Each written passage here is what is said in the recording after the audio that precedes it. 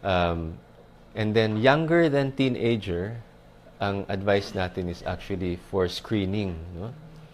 At birth, required na po sa ating batas na magpa-visual screening. No? Or actually not visual screening, but ophthalmic screening, kasama po dyan yung hearing. No? Kasi, lalo na mga premature na babies, may risk na may condition sa mata because of the prematurity. If everything is normal naman po, in the regular checkup, no, with the pediatrician, malalaman naman po at age 1 kung kailangan magpa-check up. Usually, kung may katarata yan or something, nakikita naman yan visible.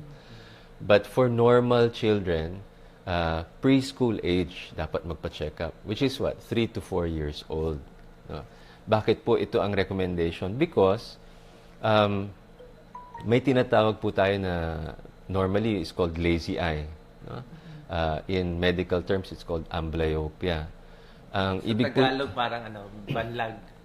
hindi po. No? Ang banlag is hindi lang diretso ang mata natin, no? Opposite ng duling, yung banlag. But that's because hindi nagfo-focus yung isa o dalawang mata. So, yung mata, kung saan-saan lang nakafocus. Amblyopia or the lazy eye is caused because malabo pala yung mata, hindi nagfo-focus ng maayos, yung brain is supposed to develop with a clear vision.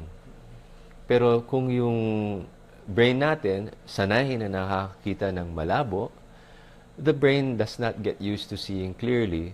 Eventually, pagtanda ng bata, the brain does not recognize clear images. No? So, permanently malabo. No? So, for example, dun sa chart na pinapabasa natin, alam ng mga tao, yung malaking letter E sa taas, no? That's 2200. Yung mga bata, pag bata pa lang sila, E lang ang nakikita yung malaki. Kahit lagyan natin ng salamin later, no? When they're teenagers, hindi rin lumilinaw. No? And that's what we call the lazy eye. So, importante po at age 3 or 4, kung may grado po ang mata, malagyan po ng salamin yung mga bata. No? As early as 3 or 4 years old. Because at that time, Kailangan merong batas siguro dyan, Yul, no? Kasi life-saving yan eh. At hindi aware yung mga nanay. Oo Oo. nga. and may mga bata din kasi, they don't complain. Pag malinaw yung isa at malabo yung isa, hindi nila alam. Kasi malinaw yung dinidepend nila. And the lazy eye is the one that is blurry. No?